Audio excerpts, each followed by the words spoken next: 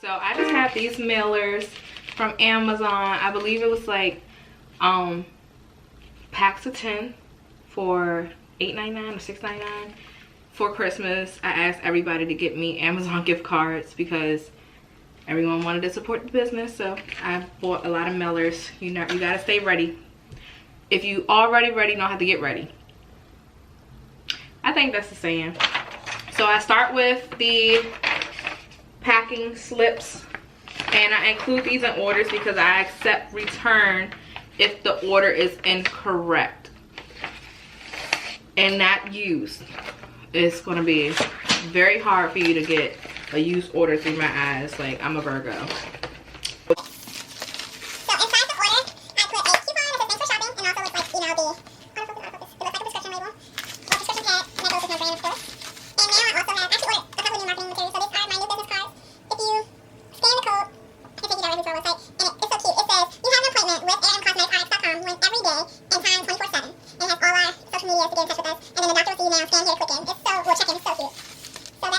It was where you could print them out.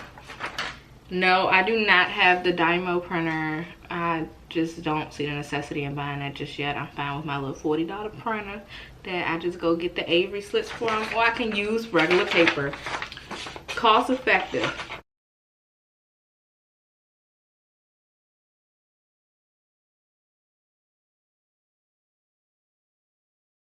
And I never passed an art class a day in my life. Don't judge me, y'all. But art lost me when they started saying like we're gonna learn about the Renaissance and stuff like that. So I just tape it from Staples. I try my best not to get the barcode. I'm sorry, postal workers, but like I said, I can barely cut straight, so don't think I can tape straight. So here it is, just a regular postage. I'm sorry. When did you start doing or loving makeup? So I always loved makeup. I always remember my mom, like in the 90s, she would have on MAC, right? And this is when the girls used to use the dark brown lip liner with just like the clear little lip shine, or like a nude. I can't remember the nude that they used to use. And she had that. She wasn't really a big makeup user, but she used to wear that all the time, and she always had her hair in like a middle part, and like it was long, jet black. So that's when I really started getting into makeup, and I used to steal her MAC, like her I think I still have some, y'all. It's like memorabilia to me. Let's see if I still have it. I hope I did not throw it out. I guess I threw it out, but it was her shadow. Here you go. Some shadows that she used to use, and I still had them. Like, I remember my first MAC product that I bought with my own money was in C30 foundation that smelled like paint, and I swore I knew how to blend. I used to walk around looking yellow as hell. And then after that was like high school, I always wore like my foundation, and I always put on mascara. Only mascara I knew to this day is the Colossal, or the Maybelline with the pink and green top. That was like every girl's favorite thing. And then I got introduced to Urban Decay, the Naked palette, and then Sephora was just like taking all my coin. But I started doing makeup and taking it more serious. I'm holding this, like, when I went through a couple of deaths and I was just like really depressed. So I had lost my boyfriend first, and then my dad went to jail, and then I was dropped out of school and was taking care of my grandma, like as her personal care provider, trying to figure out how to not make ends meet, but figuring out what I want to do with life. So I re-enrolled back in school, biology major, pre-med, taking care of grandma on the side, working at Macy's, seeing all the macros with their makeup, and then boom, my aunt died. She had ovarian cancer, and she like pretty much raised me and my cousins. And then boom, my grandma died. And then recently, well, in the past 2 years, someone that was like really supportive. When my dad went in, he ended up getting shot. And then recently, like 2 years ago, a year or 2 years ago, my best friend, my brother, he actually just got shot. So that's when I really started taking my brand serious. But throughout the deaths, I kind of use makeup as therapy. Ooh, I'm sorry, I use makeup as like a therapy for me. So I kind of would like lock in and just practice. And let's see, background to your business is kind of the same. The medical theme is because when I started, I was a biology pre-med major with dreams of doing plastic surgery. I wanted to do the boobies, the butt lifts, tummy tucks, facial reconstruction, but I kind of wanted to really go deeper in medical, well, plastic surgery, and do reconstructive surgery for like burn victims or cleft plates, facial, you know, dysmorphia, whatever they call it. I wanted to do that with my plastic surgery degree. But recently I kind of, y'all gonna kill me, I changed to nursing. So nursing came because I was just like, it's taking too long to get this degree done, and by the time I start practicing surgery, I'm gonna be shaking trying to stitch somebody up and accidentally cut their nipple off. So I was like, no, I'm gonna just do, you know, nursing. I only have 2.5 more to go, and I already got into the program, so I'm straight. I just gotta do it. My business, and I'm also be doing part-time nursing so I can fully be invested in my business. But I think I want to, after working in mental health for over, it's been 5 years now, I kind of fell in love with it. So I think I'm gonna do nurse practitioner mental health side. Did you ever take clients? I did for a year.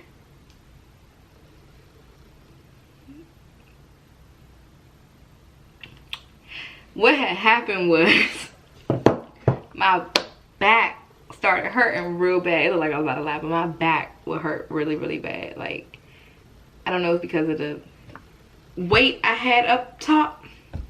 Everybody's like, it's the shoes, it's the shoes. I always did makeup in slides. Like, that's probably why everybody said I should have had more support on. But yeah, it was alright. Like, I think about doing it every now and again because I love working on people's faces, like doing makeup. But I really love the behind the scenes. What made you create a cosmetic line?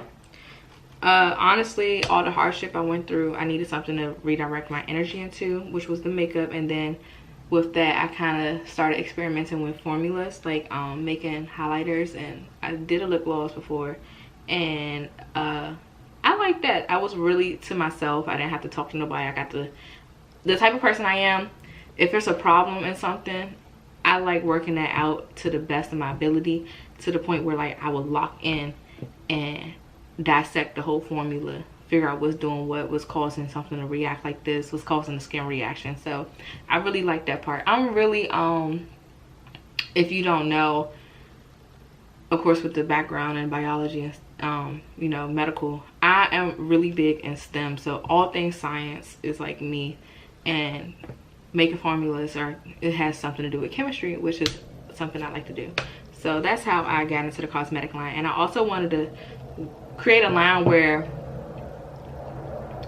it's helping somebody. Like, the stories I get, people are coming to me like, you don't understand how much makeup helps me. Like, makeup is really my medicine. And that's where I was like, yeah, like that's my whole purpose in life. Like, what made me do the concept, because if you don't know, I had ARM Beauty Collection, which was going on, and it was just lip glosses, and I had 2 highlighters that did really good. And I kind of, it wasn't moving the way I wanted it to move compared to how ARM Cosmetics was moving. It was really slow, and it was really just local. I was crying at work. I'll never forget this day. It was during the summer, y'all. Like, I'm sitting at work, and I can't think of, I was working in the back, and someone said something to me, and it ticked me off. So I kind of was just like, you know what? I don't want to be here. Like, this is not where I want to go. Like, I respect my family for giving me the position. I respect the people I work with. I love the people I work with. But I was just like, this is not what I want to do for the rest of my life. I like medicine.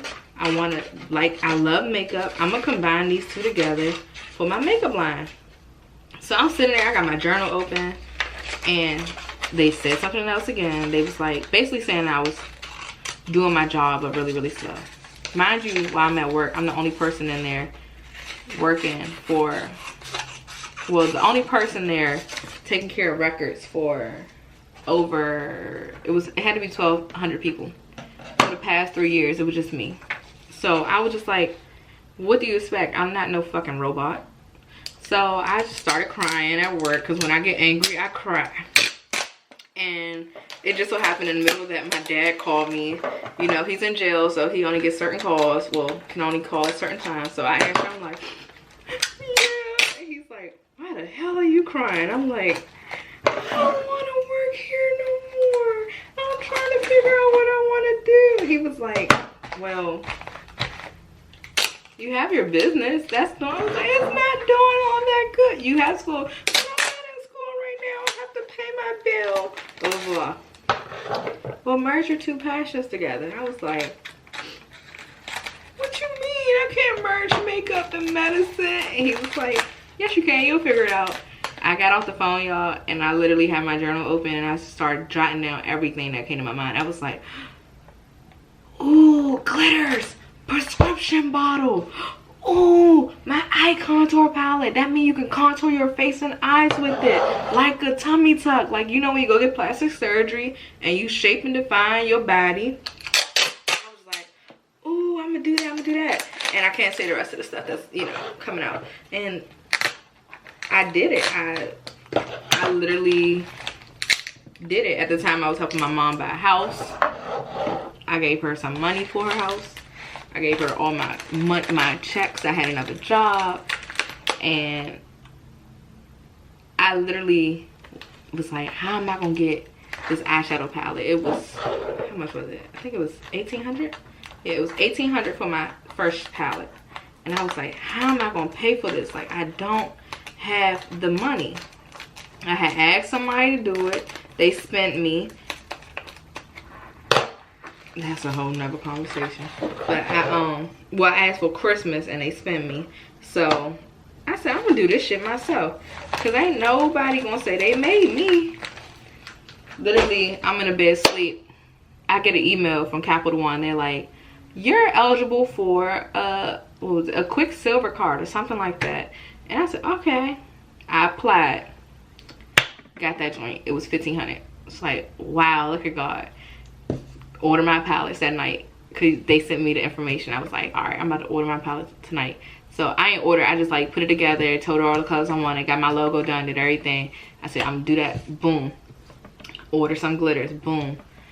After that card, I got 2 more, basically giving me like $6,000 in credit cards that I use completely. Fucked my credit up and everything for my business. I finally paid it off, y'all, by the grace of God. But did all that and got my business done. I used one card for my not my website, but all the marketing for Facebook, all the labels, my camera, like everything.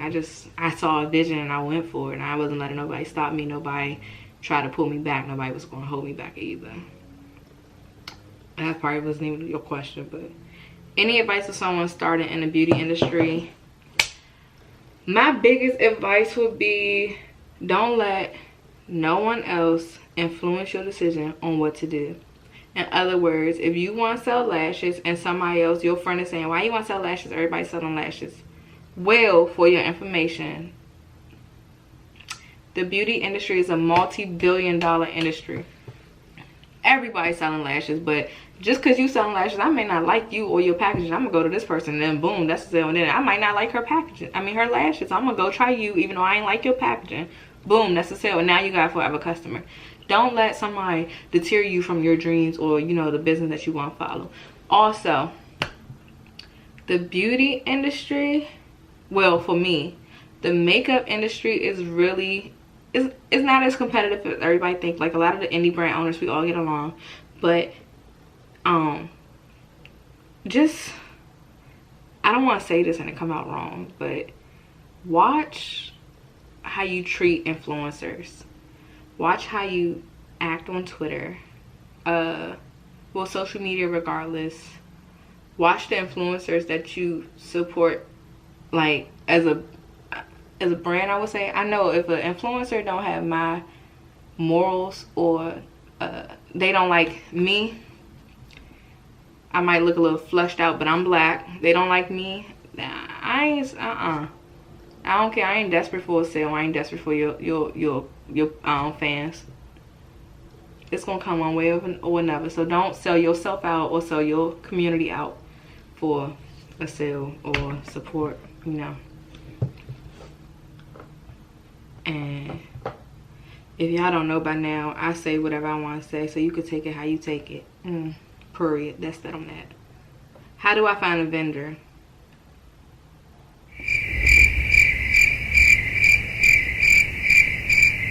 I need y'all to really get out and start looking at shit. Like, look for yourself. Stop asking everybody this question. Look for yourself. Because if you ain't looking for it, you don't deserve it. Period. If you ain't looking for it, you don't deserve it, because you don't really want it. You're doing it for money or whatever. If you really want something, you won't stay up all night and look for that vendor. And I'm being honest with you. I'm not going to be selling vendors, none of that. I ain't going to sugarcoat nothing, because when you get in the industry, ain't shit sugarcoated. Look for yourself. Don't rely on the first 10 pages of Google. And figure it out. Stop asking people these questions, because then it feels like you just, I worked so hard for something, and then you just want, you know, the answers. Like, no. It's like if I took the SAT. Alright, no, that ain't a good analogy. But yeah, like, no. How do you find a vendor? Research. Work-life balance. It sucks. It really sucks. Like, really, really, really sucks. My work-life balance is terrible. Because it's some days where, like, I will put life first just for my sanity. Like, I know I would have to do inventory, and I would be like, I'm going out. So I'm working on that.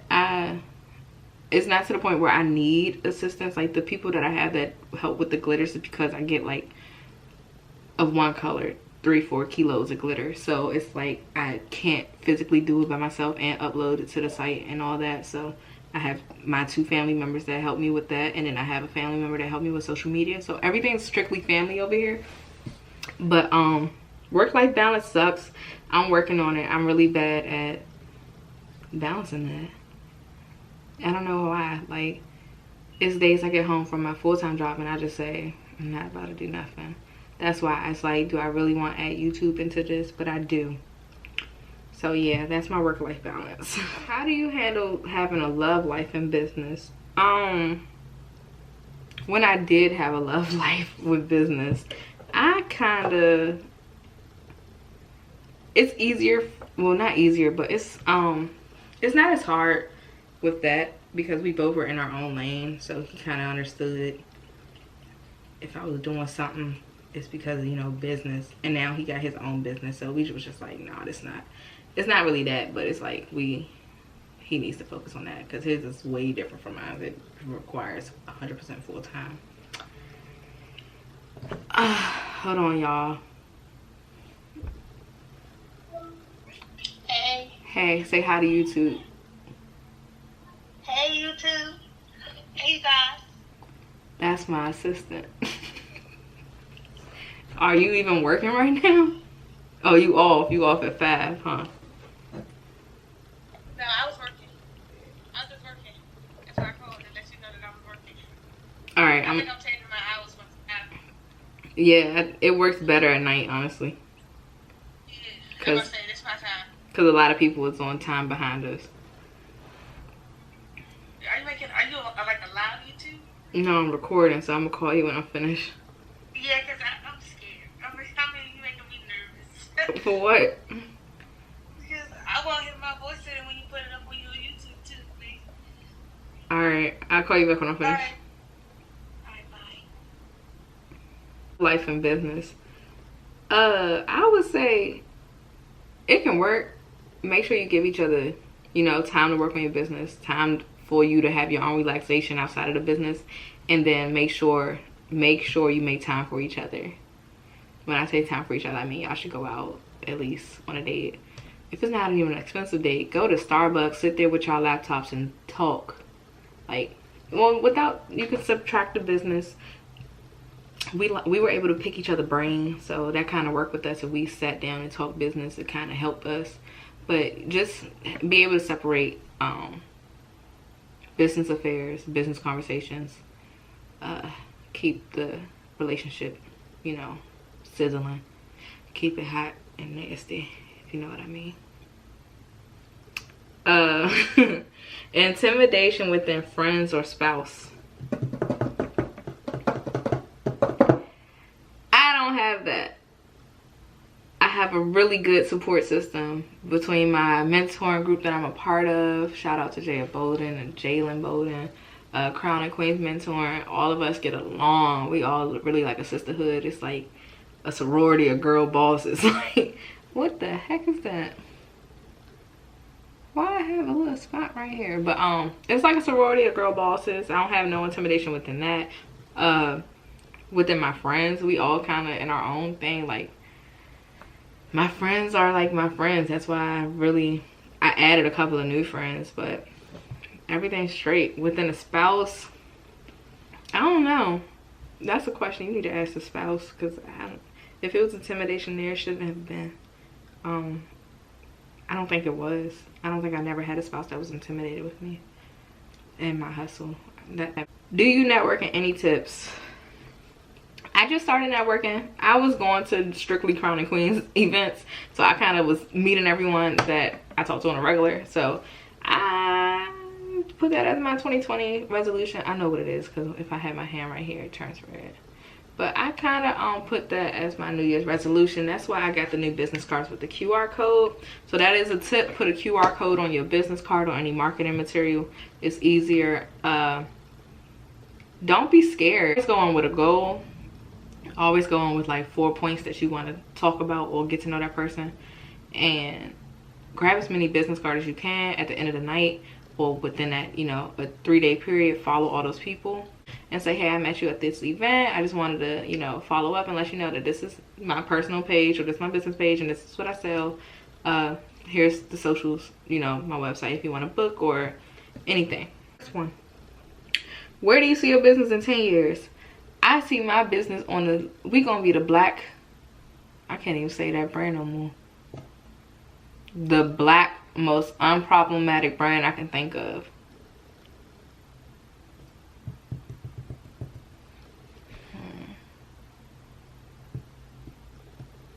NARS? I say NARS because the brand I'm thinking I can't even say now. So we're gonna be the black NARS with the little medical theme. But I see my brand hopefully in Sephora, Ulta. I just came from New York, so walking in Times Square and seeing the Fenty Beauty poster was like really inspirational. Like, I really want to walk into Times Square and see my brand in one of those big jumbotrons or whatever they call them. I really want to get into maybe a mall, not really a store. I mean, I can't even say it because I'm working on a couple of things. So definitely being inside of a major store, or having our own stores like Morphe. I really want to be accessible. But I was really thinking it would be really nice if I can get into Walmart, accessible to all incomes. That's probably a big goal for me. Give 5 tips to an up-and-coming girl boss. Y'all, I'm not gonna hold you. Like, I got the tips in my head. I just can't, like, you know when they right here, but they just not flowing down to come out? Like, that's how I feel. I would say 1. How many tips? 5. 1, be you. Don't be fake. If you're a mean girl, really be a mean girl. Don't be a mean girl trying to play a nice girl, because it comes out.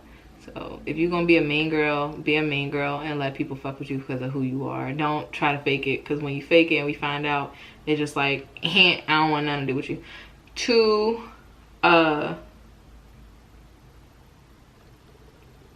understand the support that you may think you're gonna get from family and friends or your Instagram following. You might not. So don't get your hopes up on that. There's how many people in this damn world? 3 billion, if not more. Them 1,200 followers of yours, the 150 family members of yours probably never support you a day in your life. But keep going. There's other people that's gonna support you. Playing your content, like, that's really big. Playing content. Is it 4 or 5? 5. This is 4. Do something because you love it. Don't do something for monetary gain, for popularity. Do it because you love it, because then the customers or the people that's going to receive the service will be able to tell. Like, they will know if it's literally for you to make money. They will know if it's something that you genuinely love. 5, build a good team around you. A team that's going to support you. Let you know when you lacking. Let you know when, you know, you're not acting right. Let you know everything that you need to know. I'm sorry, my battery died, so I'm trying to speed it up, y'all. Top 3 girl bosses you follow. Everybody in my Crown of Queens. So go to Crown of Queens Mentoring on Instagram and go to followers and follow everybody on there. Keep it a buck. Go check out my best friend Talani Love Collective. Period. Her. But besides them, I would say Candy Burrs, Ming Lee, and Milano. That's outside of the makeup game. In the makeup game, I would say the lady that owned Doses of Color, her, Colored Rain owner, and Cashmere from Beauty Bakery. Yeah, those are my top 3. What's next for you? I think I told y'all I want a store. Personally, personal next for me would be graduating. You know, I really want to work in mental health as a nurse practitioner, but I kind of want to be in a severe mental health hospital, not the outpatient clinics that I'm in now. So I kind of want to really work with multi-personal personality disorder, severe schizophrenic cases, severe bipolar, like every mental health mental diagnosis on a severe level. I really want to work with that, of course, family, baby, when the time comes, no rush. Investing in real estate. Yerp. Frontal off while we right here. Hopefully it's gonna die. I already know it's gonna die. That's about it. So thank you guys for watching.